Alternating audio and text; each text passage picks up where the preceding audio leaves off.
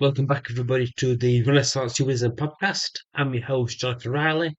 In today's episode, I will be discussing Western Europe and what it might look like in a post-American world order. Western Europe's future and the European future in general is going to fundamentally change.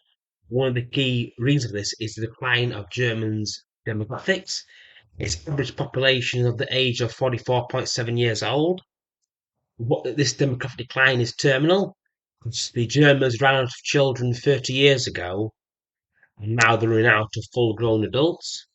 A woman enters geriatric pregnancy at the age of 35, and the optimal age for a woman to give birth, depending on the legal age within your home nations, is between the age of 18 to the age of 34.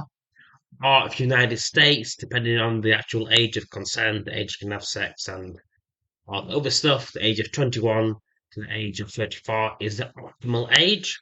Now, because the Germans don't have a population anymore, they don't have enough young women to do this, that was their option anymore. They can't just have more kids to fix the problem. So that's Germany. They're pretty much finished. Unless they go the route of immigration or try to bring out policies that encourage women to have children.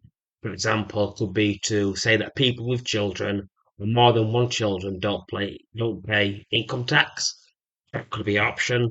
That's something they'd have to work out themselves. Germany is also the biggest contributor to the European Union budget. It's very unlikely the French will actually decide to give French money to actually fund the European Union because France thinks about French interest is in France, and it saw the European Union, the Common Steel Community, which was created in the 1950s, which was the predecessor to the European Union, as a means to control Germany, to exert influence throughout the European continent through an institution. But when Germany was reunited in the 1990s, France turned out to be in a union, the Great European Union, where Germany became the dominant partner, the dominant political player within the European Union and within Europe. So that was very tough look for the French in terms of their point of view as well. Germany, they've also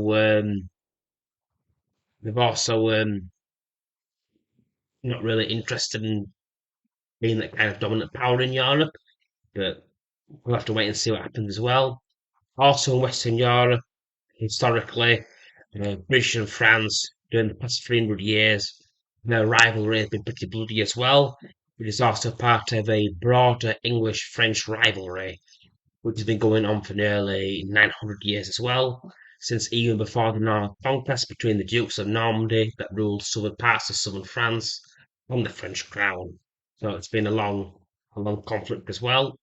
In the 18th century and late 17th century, from 1888 or 1890, 18, no, from that, from 1688 or 1689, depending on how you view the actual dates. That's from the beginning of the Second Hundred Years' War between England and France, which lasted from, for the sake of argument, 1688 until the defeat of Napoleon in the Battle of Waterloo in 1815.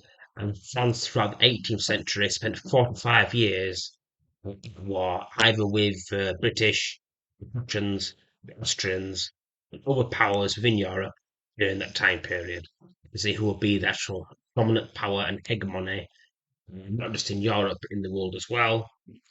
British ultimately won a great power constitution. Now, with the United States slowly withdrawing from Europe, other places in the world, we're seeing the rearmament of places such as Japan.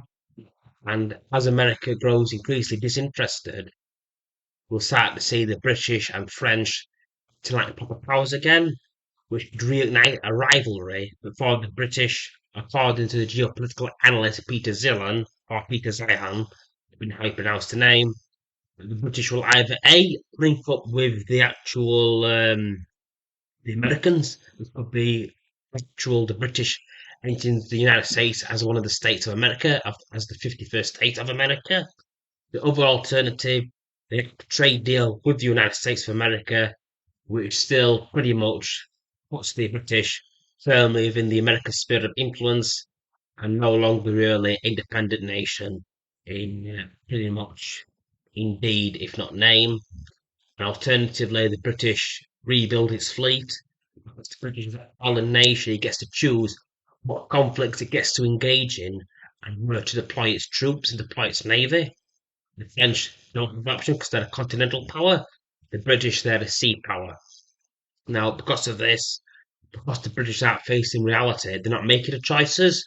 This gives the French a small window where they can actually beat the British to the punch and operate freely without interference from the Brits, which through the 18th century, the British often funded the enemies of the French and often both powers attempted to undermine each other. So that's a common theme between those two nations, and it's potentially something we could see in as well. Europe in the future without the United States, we could see it dominated by these powers, the Turkish in the Balkans, uh, the French in Western Europe, and the British in Northern Europe, trying to limit each other's actual interests and spheres of influence. Germany, they're still a pretty powerful nation, but with their democratic problems, we could be seeing well, Germany transforming from a leading power in Europe. So it's the case of Europe because these demographics are not something that can be fixed now. It's too late. You're not going to have a 44-year-old woman giving birth to over 3 children. It ain't going to happen. I hope you all found today's podcast very interesting and informative. Thank you for listening. Please take care and peace out.